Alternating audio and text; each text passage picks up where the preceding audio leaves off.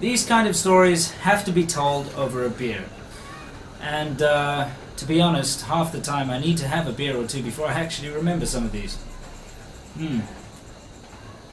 My heart truly goes out to the homeless and disenfranchised people in China, because not only do they have to deal with suffering, but they also have to deal with the fact that they're treated as if they don't exist and they're ignored. I've had some of the best interaction with the poorer people in China, the best interactions. I found them to be incredibly hospitable and incredibly generous with what very little they had. I've got another story how I actually stopped a sort of a child trafficking beggar gang on the Shenzhen metro. So about 3 years ago, I was riding the Shenzhen metro. I was still working back then, so I had to go back and forth to the same place. And one day I was on the metro and I saw a lady come onto the train. She's wearing a fairly okay overcoat, got onto the train, took the overcoat off, and underneath she was wearing sort of tatty, ragged clothes, and she had a child on her back.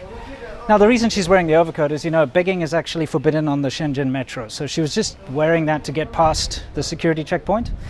Once she was on the train though, coat came off, begging bowl came out.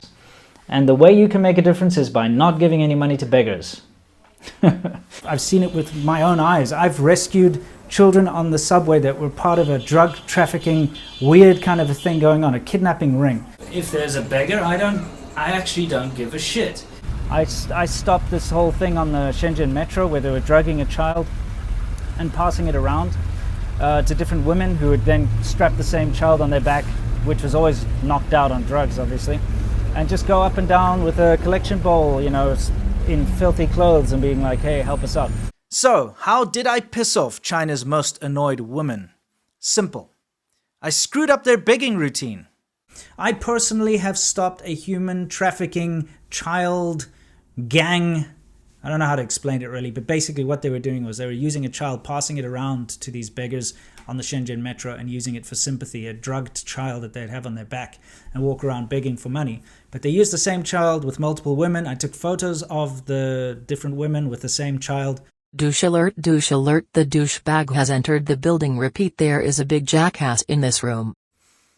I stopped a beggar gang that was trafficking children on the subway. Right under their noses of the police there. The security guards, everyone was seeing them and monitoring them. Nothing was done until a foreigner stepped in to help.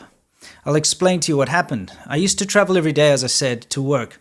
And one day I saw a woman who was wearing an overcoat walk in.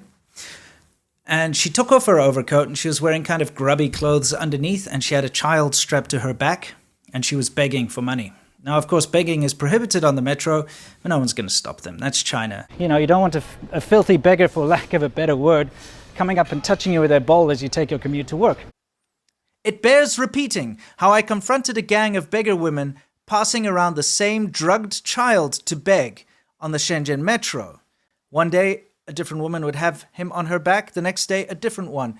I took photos of these women over the period of a few days before I actually confronted them and physically pulled one off of the metro and handed her over to the security guards, who then called the police, and I Bluetoothed all of the photos I had been taking of them over the preceding days, and they were taken away. And the way you can make a difference is by not giving any money to beggars.